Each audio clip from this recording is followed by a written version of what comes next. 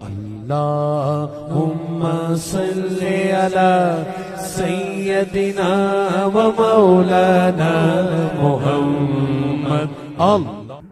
بسم اللہ الرحمن. السلام علیکم ورحمۃ اللہ وبرکاتہ. کیا حال ہے آپ سب کا؟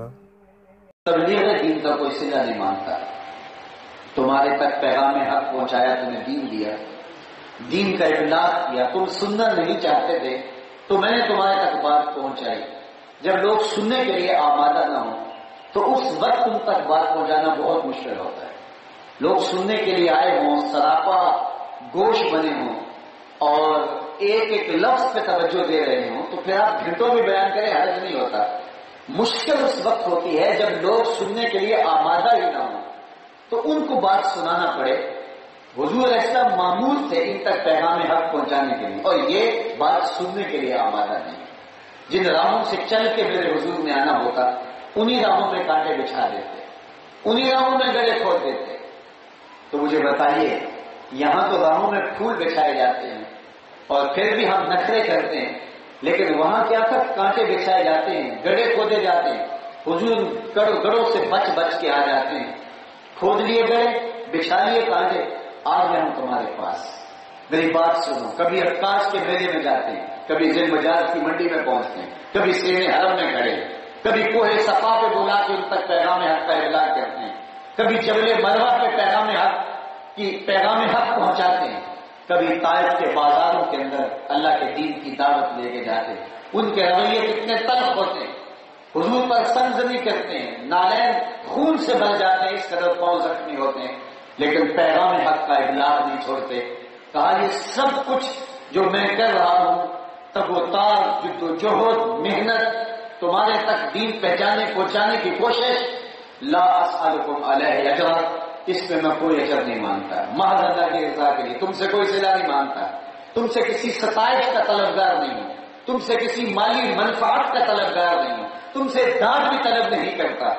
میں جو تبلیغ دین کر رہا ہوں، تمہارے تک پیغام حق پہنچا رہا ہوں، یہ صرف اللہ کو راضی کرنے کے لیے اور تمہارے لیے میرے دل میں جو ہمدردی ہے کہ تم آتش دوزخ سے بچ جاؤ، اس وجہ سے میں تمہیں پیغام حق کا ابلاغ کر رہا ہوں.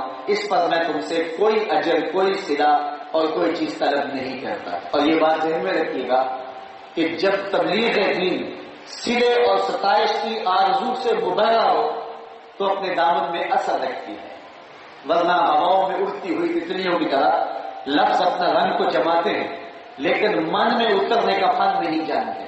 بات وہی اثر انداز ہوتی ہے جو دل سے نکلتی ہے. فارسی والے کہتے ہیں آج دل خیزت پر دل ریزت، جو بات دل سے نکلتی ہے وہی دلوں میں تناظر ہوتی ہے. اس لیے جب غرض درمیان میں آ جاتی ہے، وہ غرض کسی طرح بھی ہو، شہرت طلبی ہو، صلہ اور داد طلبی ہو، مال بٹورنا ہو یا اور کوئی سفلی مقصد ہو انسان کا، جب کوئی ایسا مقصد پیش نظر ہو تو پھر لفظ کانوں کو لذت تو دیتے ہیں لیکن روح میں اترنے کا فن نہیں جانتے. اس لیے تبلیغ وہی ہوتی ہے جو محض رضا الہی کے حصول کے لیے کی جائے اور جس میں اس طرح کی کوئی خواہش، کوئی آرزو پنپ دینا پائے. اللہ نے اپنے خاص بندوں کو جن سے کام لیا محفوظ رکھا اور ان کی حفاظت کی. بالخصوص اولو العزم ہستیاں، پیغمبران گرامی، اللہ نے ان کی تبلیغ کو تو ایسے شائبے سے بھی پار رکھا کہ اس پر کوئی ایسا داغ بھی لگنے پائے. انبیاء علیہ السلام کی زندگیاں دیکھیے، قرآن اٹھائیے، حضرت موسیٰ علیہ السلام کا واقعہ موجود ہے. جب حضرت موسیٰ کی ولادت کے لمحے قریب آئے تو فرعون نے ایک خواب دیکھا جس کی مبررین سے تعبیر پوچھی تو انہوں نے کہا کہ جناب آپ کی راجدھانی میں ایک بچہ پیدا ہونے والا ہے جو آپ کا تخت و تاج الٹ کے رکھ دے گا. فرعون بولا کہ میں وہ بچہ پیدا ہی نہیں ہونے دوں گا. اللہ اکبر، غرورت کے ساتھ، تکبر کے ساتھ کہنے لگا میں وہ بچہ پیدا ہی نہیں ہونے دوں گا. اور اس نے بچوں کو قتل کروانا شروع کر دیا. 70,000 بچے قتل کروائے. اس کی پوری راجدھانی میں جہاں بچہ پیدا ہوتا قتل کر دیا جاتا، حمل کرا دیے جاتے، 90,000 حمل کروا دیے گئے. پھر لوگوں نے کہا کہ اس کا تو کام خراب ہو جائے گا، نسل منقطع ہو جائے گی. تو 1 سال بچے قتل کروانے لگا، 1 سال بچے چھوڑنے لگا. جس سال بچے قتل کرواتا تھا اس سال حضرت موسیٰ پیدا ہو گئے اور جس سال بچے چھوڑتا تھا اس سال حضرت ہارون پیدا ہوئے. اللہ کی قدرت دیکھیے، حضرت موسیٰ پیدا ہوئے، موسیٰ جن کا نام یوحنس بھی بتایا جاتا ہے، وہ سخت پریشان ہو گئے کہ میرے بیٹے کو جو ہے وہ فرعون کے سپاہی اٹھا کے لے جائیں گے، کاٹ دیں گے۔ تو ماں کی ممتا تڑپی، تو اللہ نے انہیں موسیٰ کی طرف وحی کی، قرآن اٹھائیے کہ پریشان نہیں ہونا، ایک صندوق بناؤ اور اس بیٹے کو اس صندوق میں رکھ کے دریائے نیل کی موجوں کے سپرد کر دو، پھر میری قدرت کے تماشے دیکھو۔ موسیٰ نے ایسا ہی کیا، ایک صندوق بنایا جس کے بالائی حصے میں سوراخ رکھے تاکہ ہوا کی گزرگاہ ہو، اور اس صندوق میں حضرت موسیٰ علیہ السلام کو بٹھایا اور دریائے نیل کی موجوں کے سپرد کر دیا۔ اللہ کے وعدے پہ ماں مطمئن تھی، لیکن ماں ہوتی ہے۔ حضرت موسیٰ کی ہمشیرہ بھی پاس کھڑی تھی، ان سے رہا نہ گیا۔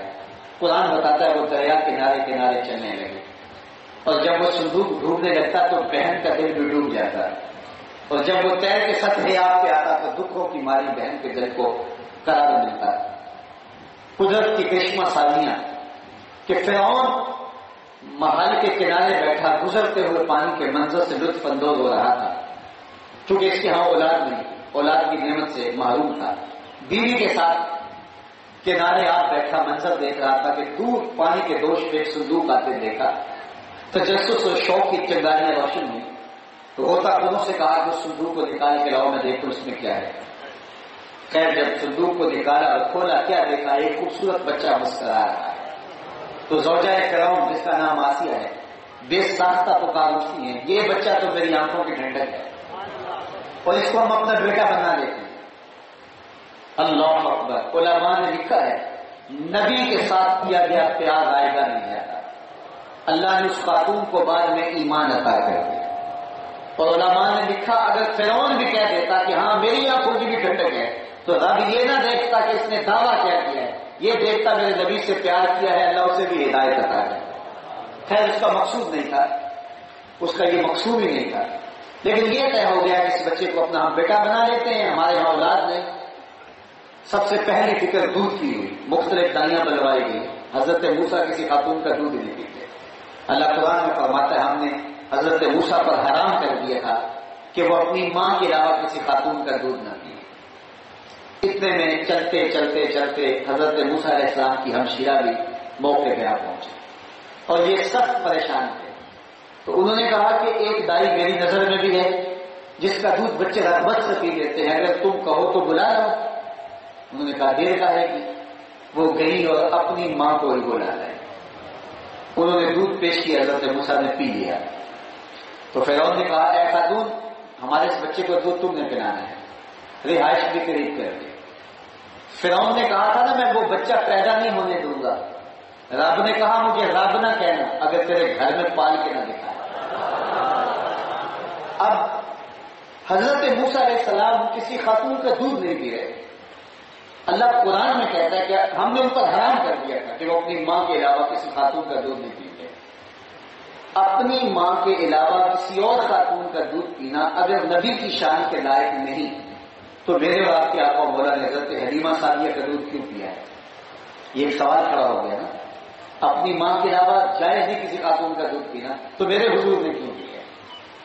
تو جواب یہ ہے کہ اپنی ماں کے علاوہ کسی اور خاتون کا دودھ پینے میں کوئی حرج نہیں، بھیڑ بکری کے دودھ پینے میں کوئی حرج نہیں، بھینس کا دودھ پینے میں کوئی حرج نہیں، تو کسی خاتون کا دودھ پینے میں کیا حرج ہو سکتا ہے؟ حضرت موسیٰ کا ماجرا ہوا تھا، ایک تو اللہ نے اس بہانے سے انہیں ماں تک پہنچانا تھا، اور دوسری بات حضور نے حضرت حلیمہ سعدیہ کا دودھ پیا ہے تو کوئی بات نہیں، حضرت حلیمہ سعدیہ کو عزت بھی ملی، ان کا نام بھی احترام سے آج تک لیا جاتا ہے، اور حضرت حلیمہ سعدیہ کو پورا صلہ بھی حضور کے نالہ محترم نے دیا۔ لیکن وہاں معاملہ اور تھا، اس لیے حضرت موسیٰ پر حرام کر دیا کہ اپنی ماں کے علاوہ کسی اور خاتون کا دودھ نہیں پینا، کیونکہ اللہ جانتا تھا کل کلا فرعون کے دربار میں کھڑے ہو کے حضرت موسیٰ جب اللہ کی توحید کا اعلان کریں گے تو فرعون زیر لب مسکرا کے تانا دے گا کہ الم نربک فینا ولیدا، ہمارے گھر میں پلتا رہا اور آج ہمیں یقین سکھانے آ گیا۔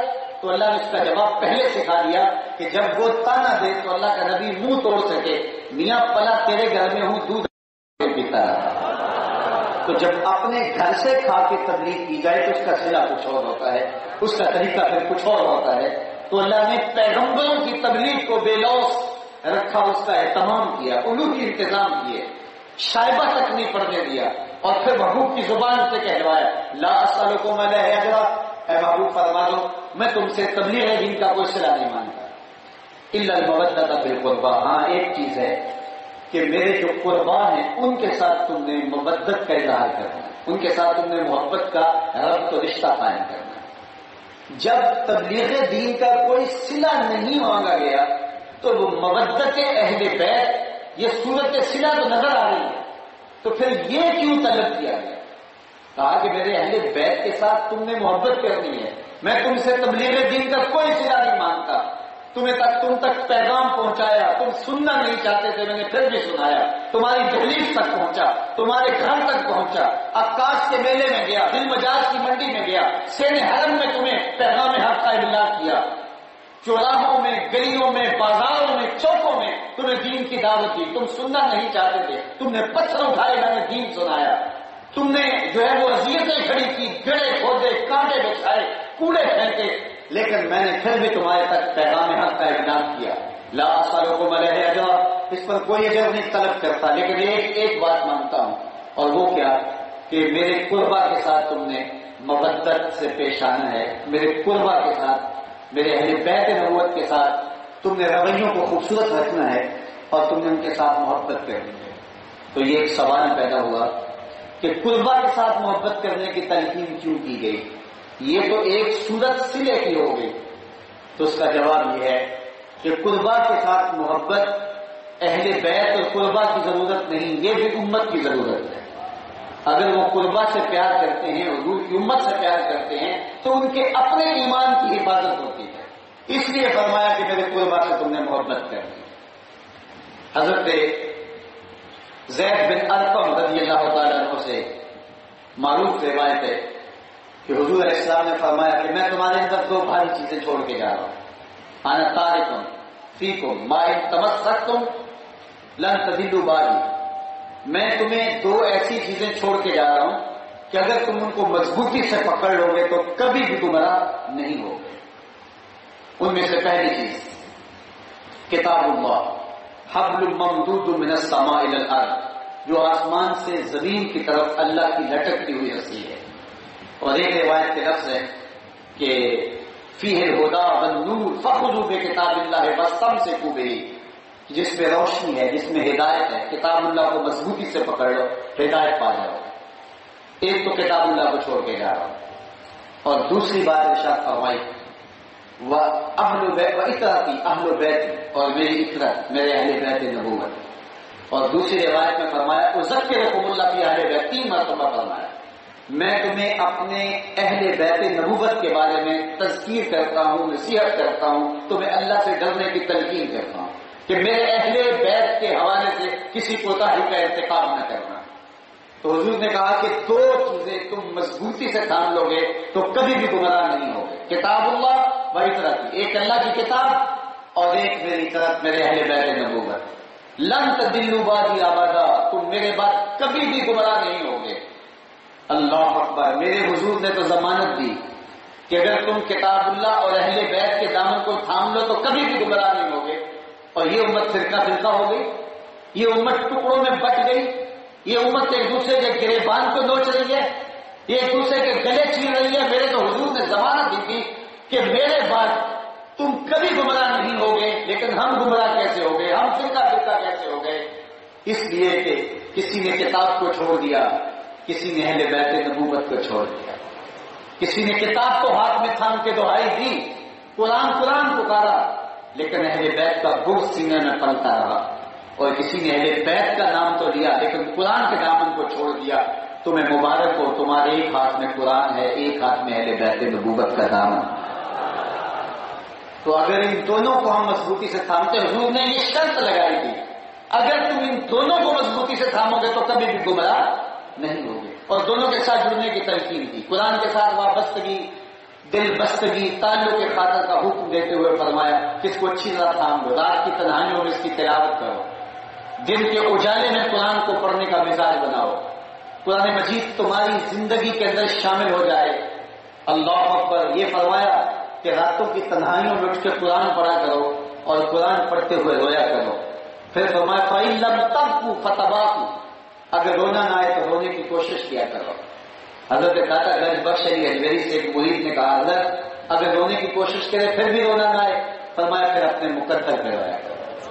تم اتنے سنگ دل ہو گئے ہو کہ تم رونا چاہتے بھی ہو، تمہاری آنکھیں آنسو کا خیرات نہیں دیتی. اس کتاب سے جڑو، یہ تمہیں سیدھی راہ پہ گامزن کرے گی. دوسری بات، میرے اہل بیت نبوت کے ساتھ جڑ جاؤ، ان کے ساتھ محبت کرنے کا درس دیا. سنو حضور کا فرمان. آقا کریم نے ارشاد فرمایا احب اللہ لما یرزقکم من نعمہ، اللہ سے پیار کرو اس لیے کہ وہ تمہیں نعمتیں عطا کرتا ہے. کتنی نعمتیں اس نے تمہیں عطا کی ہیں، کبھی تم نے احساس کیا؟ ہمارے صرف اس وجود میں اتنی نعمتیں ہیں اللہ کی کہ ہمیں کبھی احساس بھی نہیں ہوا کہ یہ نعمت بھی اللہ نے ہمیں عطا کی، کیونکہ وہ نعمت میسر ہے. اس نعمت کا کبھی ہمیں بیل نہیں دینا پڑا، اس لیے احساس نہیں ہے. ہمیں پتہ نہیں ہے کہ وہ کتنی بڑی نعمت ہمارے مالک نے ہمیں عطا کی ہے.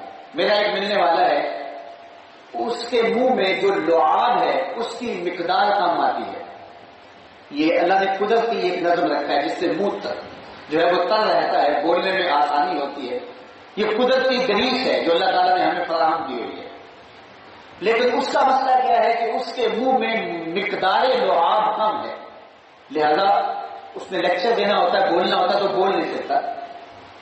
اور ڈاکٹرز نے اس کو مختلف طرح کی چیزیں دیکھ کے دیے، یہ ہونٹوں پہ لگاؤ، یہ اس کی کلی کرو، پھر تھوڑی دیر بولے، پھر اس کے بعد جو ہے وہ منہ خشک ہو جاتا ہے. اور اس کی وجہ سے نظام کی خراب، آنکھوں کی بینائی پر بھی اثر. میاں مسئلہ کیا ہے؟ منہ میں لعاب کی مقدار کم ہے. ہم نے کبھی سوچا کہ یہ بھی کوئی نعمت ہے؟ ہم نے کبھی اس پہ گمان بھی نہیں کیا کہ یہ کتنی بڑی نعمت ہے؟ لیکن لعاب ہمیں میسر ہے جتنا چاہیے ہمیں، اس لیے ہمیں نہیں پتا کہ یہ نعمت کتنی بڑی ہے. میسر لعاب جو ہے وہ ہمیں حاصل ہے، اور اگر وہ مطلوبہ مقدار نہ ہو تو پھر دن کو تارے نظر آنے کہ یہ کتنی بڑی نعمت ہے. ایک بہت بڑا شخص اوناسس، دنیا کا وہ ٹاپ 10 لوگ جو ہوتے ہیں دولت کے اعتبار سے، ان میں اس کا نام ہے، اور یونان کا رہنے والا اور بڑے بڑے جہازوں کے کاروبار. لیکن اس کی آنکھ کے پپوٹے کام کرنا چھوڑ جاتے ہیں. یہ قدرتی سسٹم لگا ہوا ہے، آٹومیٹک سسٹم، ادھر تنکا اڑا ادھر آنکھ بند ہو گئی.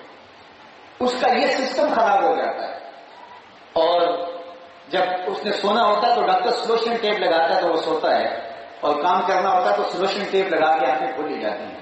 کسی نے مناسب سے پوچھا تیری زندگی کی سب سے بڑی آرز ہو؟ اس نے کہا کاش اپنی آنکھیں اپنی مرضی سے کھول سکوں. کہا اس کے لیے اگر تجھے کوئی دولت لگانی پڑے تو کتنی کو دولت لگائے گا؟ کہا ساری دولت جھونک دوں گا. ہم نے کبھی سوچا؟ بہت سارے لوگوں کے خیال میں اب آیا ہوگا کہ یہ بھی ایک سسٹم لگا ہوا ہے، خود کار سسٹم، یہ آٹومیٹک سسٹم ہمیں لگا ہوا ہے. تو اللہ تعالیٰ سے پیار کرو اس لیے کہ اس نے تمہیں طرح طرح کی نعمتیں عطا کی ہیں. پھر فرمایا وَأَحِبُّونِي لِحُبِّ اللَّهِ، اور میرے سے پیار کرو میں تمہارے رب کا بھی محبوب ہوں. اعظم چشتی نے تو یہاں قلم توڑ دیا، اپنا معیار زمانے سے جدا رکھتے ہیں. ہم تو محبوب بھی محبوب خدا ہے. گلیوں میں گھومنے والا شخص تھوڑا ہے کہ نام لیتے شرم آئے. ہمارا محبوب تو وہ ہے کہ جو خدا کا بھی محبوب ہے. وَأَحِبُّونِي لِحُبِّ اللَّهِ، اور میرے سے پیار کرو اللہ سے محبت کی وجہ سے. اور تیسری بات میرے حضور نے ارشاد فرمائی وَأَحِبُّوا أَهْلَ بَيْتِي لِحُبِّي، اور میرے اہل بیت سے پیار میری وجہ سے کرو کہ وہ میرے اہل بیت نبوت ہے. وہ نیکوکار ہیں، متقی ہیں، شب زندہ دار ہیں، تہجد گزار ہیں. یہ تو کوئی بھی ہو تو آپ اس سے پیار کریں گے، لیکن میرے اہل بیت سے پیار میری وجہ سے کرو کہ وہ میرا خون، میری وجہ سے ان کی محبت کرو. اسامہ بن زید بن حارثہ فرماتے ہیں میں حضور کی خدمت میں حاضر ہوا، ملنے کے لیے گیا، لیکن رات کا ایک پہر بیت چکا تھا. تو در دولت پہ دستک دی تو حضور تشریف لائے، تو ایسے حضور نے چادر کی بکل کی ہوئی تھی. تو میں نے جو حاجت کی وہ حضور سے کہی. صحابہ اپنی حاجتیں حضور کی چوکھٹ پہ رکھا کرتے تھے. ایک تو ہی ہوتے ہیں میرے یہاں آسان کا سہارا، دس کنوں کرن لے تینوں نہ کرا یار. تو کہتے ہیں میں حضور کی حاجت، حضور کی بارگاہ میں وہ حاجت پیش کی، حضور نے میری حاجت پوری کر دی. لیکن حالت ایسی تھی کہ حضور نے ایسی بکل کی تھی، اطراف میں وہ باہر تھا، تو مجھ سے نہ رہا گیا، میں نے پوچھ ہی لیا میں نے کہا حضور یہ کیا ہے؟ فکاشفہ، تو حضور نے مجھے کچھ بتانے کی بجائے چادر ہی کھول دی. تو حضرت اسامہ بن زید کہتے ہیں فائز الحسن والحسین علی والدیہ، ایک پہلو سے امام حسن لپٹے تھے، ایک سے امام حسین لپٹے تھے. فرمایا یہ میرے بیٹے ہیں، یہ میری بیٹی کے بیٹے ہیں، اے اللہ میں ان سے پیار کرتا ہوں، تو بھی ان سے پیار کر، جو ان سے پیار کرے مالک اس سے بھی پیار کر. ان کی محبت کا درس دیا، ان کی محبت کا سبب دیا. حذیفہ بن یمان سے بھی سن لیجیے، حضور نے محبت ایک اور انداز سے سکھائے. جب کسی کی فضیلت بیان کی جائے تو اس سے اس کی محبت کی طرف جو ہے وہ ذہن دیا جاتا ہے. اب یہ سٹائل بھی اور یہ انداز بھی ذرا ملاحظہ کیجیے. حذیفہ بن یمان کہتے ہیں کہ میری والدہ بوڑھی بھی تھی، عمر کا ایک حصہ تھا، تو دن کی نمازوں میں تو حاضری ہو جاتی، لیکن شام کی نمازوں میں ذرا حاضر ہونا اس لیے مشکل ہوتا کہ ماں باپ کی خدمت میں رہنا میرے لیے ضروری تھا. اللہ اکبر. لیکن میرا جی چاہتا تھا کہ میں حضور کے پیچھے جہری نمازیں پڑھوں. سیدھی نمازیں تو پڑھنا نصیب ہوتی، ظہر اثر، لیکن مغرب عشاء فجر جن میں حضور خود تلاوت کرتے تھے، تو میرا جی چاہتا تھا کہ حضور کے پیچھے یہ نمازیں پڑھوں. لیکن ماں کا بڑھاپا، کمزوری، بیماری آڑے آتی تو میں نہ جا سکتا. لیکن ایک دن میں اپنی ماں کو لالچ دی، میں نے کہا امی اگر آپ مجھے اجازت دیں تو میں حضور کے پیچھے جا کے مغرب کی نماز پڑھوں اور اس کے بعد آپ کے لیے اور اپنے لیے حضور سے مغفرت و بخشش کی دعا کرواؤں گا. کہتے ہیں بات بڑی اچھی تھی، لالچ بڑا اچھا تھا. میری ماں نے کہا کہ جاؤ بیٹے میں اجازت دیتی ہوں. میں حضور کی خدمت میں حاضر ہوا، مغرب کی نماز ادا کی، سلام پھرا تو میرے دل میں تھا کہ میں حضور سے عرض کروں حضور میرے لیے، میری ماں کے لیے مغفرت کی دعا کر دیجیے. تو حذیفہ بن یمان کہتے ہیں کہ میں یہ آرزو دل میں رکھی، لیکن حضور چونکہ مشغول ہو گئے اور میں عرض نہ کر سکا. خیر میں تاب میں رہا کہ کوئی لمحہ فرصت کا مل جائے اور میں حضور سے عرض کروں. لیکن نوافل میں، اشغال میں، اوراد میں حضور کی مشغولیت رہی تو میں خواہش رکھنے کے باوجود بھی عرض نہ کر سکا. اسی اثناء میں نماز عشاء کا وقت ہو گیا، اذان پکاری گئی، حضور مصلی پہ آئے، نماز پڑھی. سلام دل میں آیا کہ ایک نماز کی چھٹی لے کے آیا تھا، نمازیں بھی 2 ہو گئی. ماں نے جاتے پوچھنا ہے کہ حضور سے میرے لیے اور اپنے لیے مغفرت کی دعا کروائی تھی تو کیا جواب دوں گا. تو چلو میں حضور کو اب پوچھتا ہوں. کہا میں ابھی سوچ ہی رہا تھا کہ حضور اٹھے اور گجرا انور کی طرف چل دیے. تو میں بھی حضور کے پیچھے چل پڑا. غیر ارادی طور پر میری رفتار تھوڑی سی تیز ہو گئی، تو رفتار تیز ہوئی تو پاؤں کی آہٹ بلند ہوئی. تو حضور نے رخ پھیرے بغیر فرمایا ماں حاجت ہو، فرمایا کہ من حاضر حذیفہ تو، میرے پیچھے پیچھے کون آ رہا ہے؟ پھر خود ہی کہا حذیفہ تو نہیں؟ کل تو نام. میں نے کہا جی حضور میں حذیفہ ہوں. اور میرا دل دھڑک رہا تھا کہ جلدی جلدی کوئی موقع مل جائے اور ایک لمحہ مل جائے میں کہوں حضور میرے لیے، میری ماں کے لیے مغفرت کی دعا کر دیں تاکہ میں اپنی ماں کو تو بتا سکوں. تو میں نے جلدی جلدی کہا جی حضور میں ہوں. تو حضور نے فرمایا ماں حاجتوں کا غفر اللہ لک ولأمک، اللہ تجھے بھی بخش دے، تیری ماں کو بھی بخش دے، کس کام آئے ہو؟ اللہ تجھے بھی بخش دے، تیری ماں کو بھی بخش دے، کس کام آئے ہو؟ کہتے ہیں کام کیا کہتا، وہ تو ابھی جنبش نفس سے پہلے ہی دل کی بات پوچھ گئے. اقبال بولا ہے فروغت صبح آثار و ظہور، چشمے تو بھی نیندائے ماں کے صدور، تیری نظر تو سینوں کے چھپے راز بھی جانتی. میں تو ابھی صدا لبوں تک لے کر نہیں آیا. تو فرمانے لگے ماں حاجتوں کا غفر اللہ لک ولأمک، اللہ تجھے بخش دے، تیری ماں کو بخش دے، کس کام آئے ہو؟ تو کہتے کام کیا بتاتا؟ تو حضور نے خود ہی فرمایا حذیفہ سنو، ابھی ابھی میرے پاس ایک فرشتہ آیا ہے جو آج سے قبل دھرتی پہ پہلے کبھی نہیں آیا، اور آج اللہ سے اجازت لے کے پہلی مرتبہ 2 کام کرنے آیا ہے. ایک تو مجھے سلام کرنے آیا ہے اور دوسرا مجھے خوشخبری دینے آیا ہے کہ آپ کی بیٹی فاطمہ جنتی عورتوں کی سردار ہے اور حسن اور حسین جنتی جوانوں کے سردار. تو ان کے فضائل بیان فرمائے، ان کی عظمتیں بیان فرمائیں. تو کہا کتاب اللہ کو بھی مضبوطی سے تھام لو اور میرے اہل بیت نبوت کے دامن کو بھی مضبوطی سے تھام لو. آج کی دنیا کا کوئی شخص یہ کہہ سکتا ہے کہ کیا قرآن کافی نہیں تھا کہ اہل بیت کے دامن کو بھی تھاما جائے؟ آج تو لوگ یہ بھی بولتے سنائی دے رہے ہیں کہ جناب قرآن کافی ہے، حدیث کی بھی ضرورت نہیں ہے. تو مجھے بتائیے کہ آج یہ سوال بھی تو ذہن میں پیدا ہو سکتا ہے کہ قرآن کافی نہیں ہے کہ اہل بیت کے دامن کو بھی تھامنے کی بھی تلقین کی گئی؟ تو اس کا سادہ سا جواب یہ ہے کہ ایک ہوتا ہے علم، ایک ہوتی ہے اس کی عملی مشق، ایک ہوتی ہے تھیوری، ایک ہوتا ہے اس کا پریکٹیکل۔ اگر اسلام کی تھیوری دیکھنی ہو تو قرآن موجود ہے، اگر پریکٹیکل دیکھنا ہو تو کربلا کے تپتے ہوئے ریگزار میں حسین ابن علی کا کردار موجود ہے۔ اس لیے کہا نہ تھیوری کو چھوڑنا نہ پریکٹیکل کو چھوڑنا۔ اگر کوئی تھیوری کو چھوڑ دیتا ہے تو پریکٹیکل اس کا صحیح کیسے آ سکتا ہے؟ اور اگر کوئی جو ہے وہ تھیوری پڑھتا رہتا ہے اور پریکٹیکل ہی نہیں کرتا تو اس کو فائدہ کیا حاصل ہوتا ہے؟ کہا اگر تم نجات کا راستہ چاہتے ہو، ایک ہاتھ میں قرآن ہونا چاہیے، دوسرے ہاتھ میں اہل بیت نبوت کا دامن ہونا چاہیے، تم خیر کی راہوں پہ گامزن ہو جاؤ گے۔ اب قرآن تھیوری ہے، اہل بیت اس کا پریکٹیکل ہے۔ اب اس کی صرف ایک مثال کتاب رحمت سے دیتا ہوں۔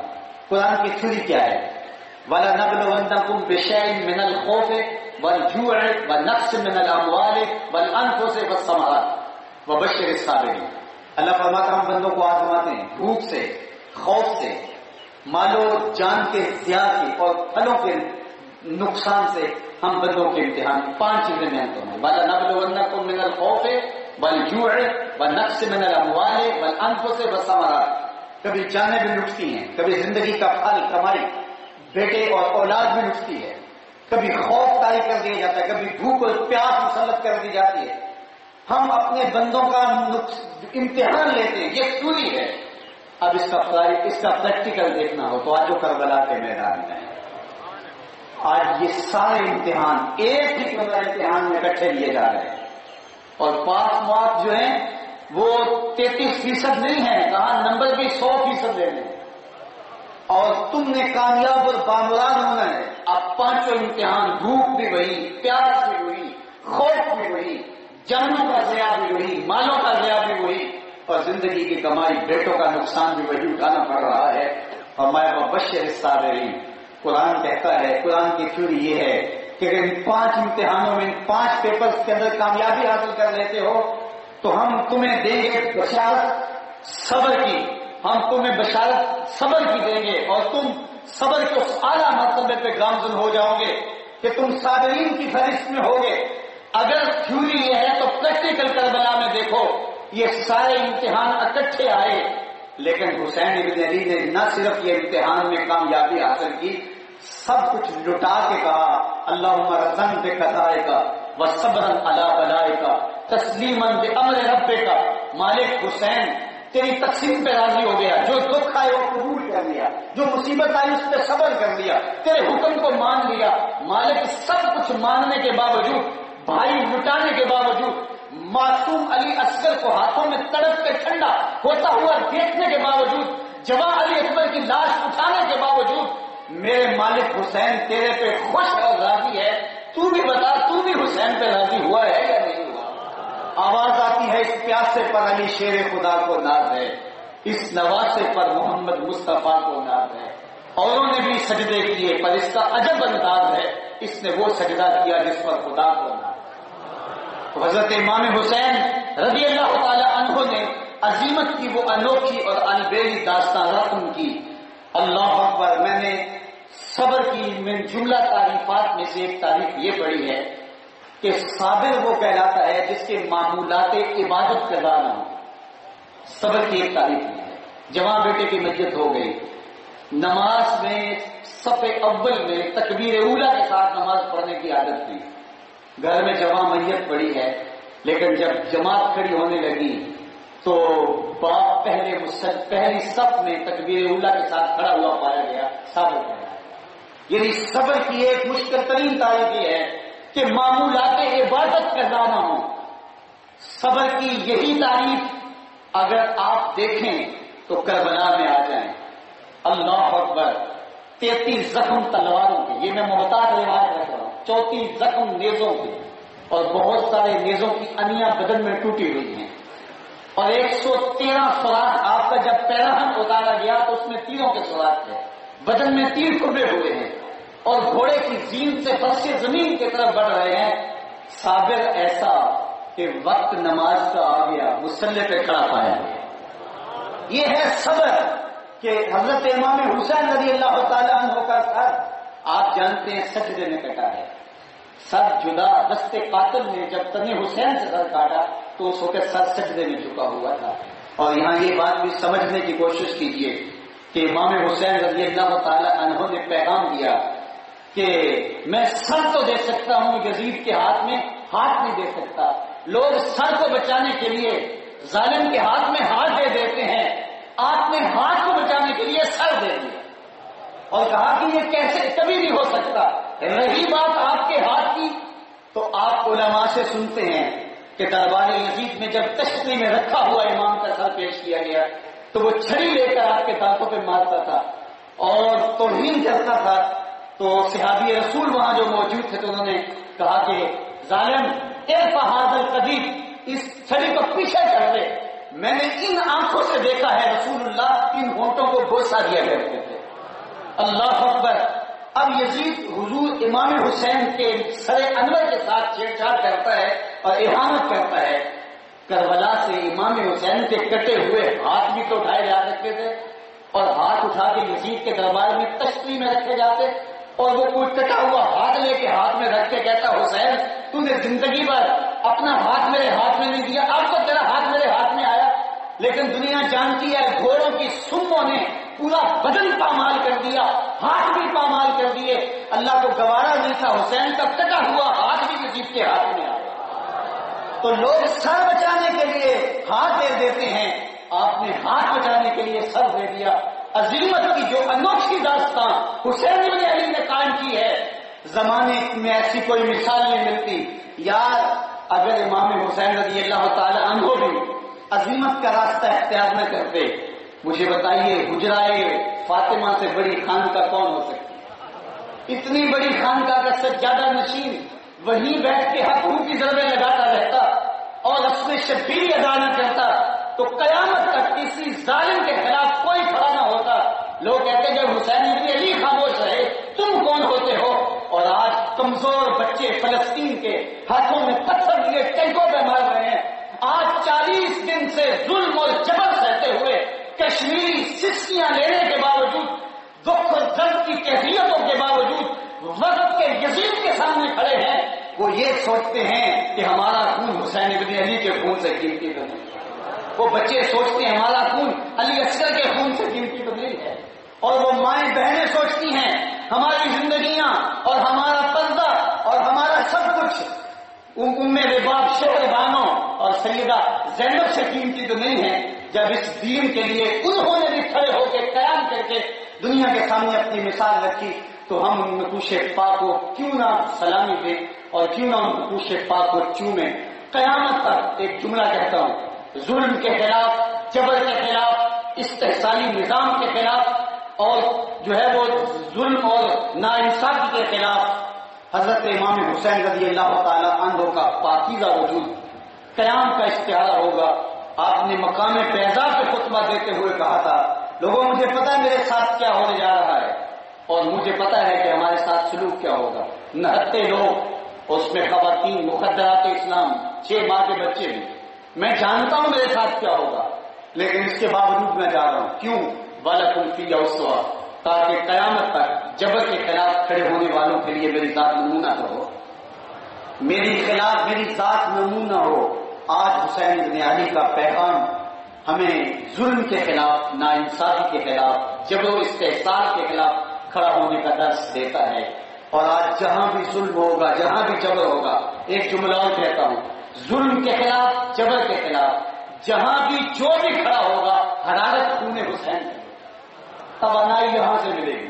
اقبال نے تو قلم توڑ دیا، سرخ روح عشق غیور از خون ہو، شوخی این مصر از مضمون ہو، تا قیامت قطع استبداد کر، موج خون ہو چمن ایجاد کر، زندہ حق از قوت شبیریت، باطل آ کر داغ حسرت میریت، ماں سے واللہ مسلمان بندہ نے پیش فرعون سرش افگندہ نے۔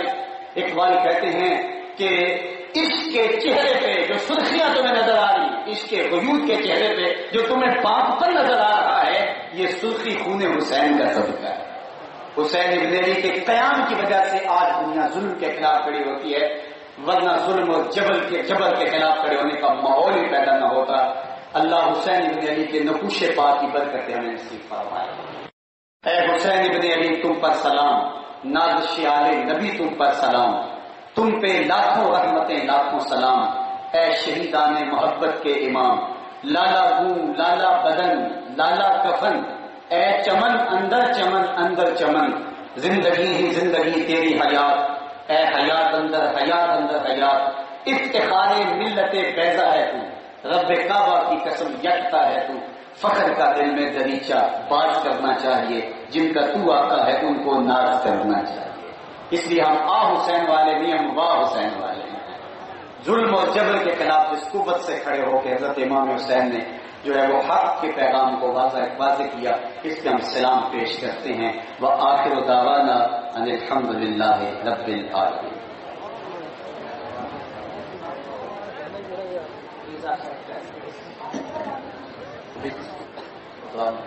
الحمدللہ رب العالمین والصلاۃ والسلام علی اشرف الانبیاء والمرسلین۔ تمہارے اٹھے ہوئے ہاتھ کبھی بھی خالی نہ موڑنا، پہلی ہجوریاں ہمیشہ رحمتوں سے بھر دینا، بخت کی بہاریں نصیب فرمانا، مقدر کی خزائیں رخصت کر دینا، جیے تو تیرے لیے، مرے تو تیرے دین کے لیے، اور زندگی کی آخری ہچکی تک تیرے رسول صلی اللہ علیہ وسلم کے وفادار رہیں، ہر علت ہر قلت ہر ذلت سے رہائی عطا کرتے، اپنے پاک نبی کے در کی گدائی عطا کرتے، اپنی پناہوں کا حصار عطا کرتے، اپنی کرم نوازیوں کے اجالے دیتے۔ جتنے لوگ آئے ہیں اللہ ان کے واپس گھروں میں پہنچنے سے پہلے اس اجتماع کی برکتیں ان کے گھروں تک پہنچا دے اور خیر و برکت ان کا مقصود فرما دے۔ آج کی اس مجلس میں جو کچھ کہا گیا، سنا گیا، بولا گیا، واض و تلقین، نصیحت، نعت خوانی، سب کا ثواب بواسطت رحمت للعالمین صلی اللہ علیہ وسلم ہم اپنے میزبان محترم ڈاکٹر اختر ضیاء صاحب کی والدہ ماجدہ کی روح کو پیش کرتے ہیں۔ اللہ ان کی قبر کو وسیع، کشادہ، منور، خوشبودار اور ٹھنڈا فرما دے۔ اللہ ان کو اپنی رحمتوں کا حصار عطا کرتا ہے۔ اللہ ان کے برزخی قوائف اپنے کرم سے درست فرما، ان کو اپنی خاص پناہیں عطا کرتے۔ سیدہ طیبہ طاہرہ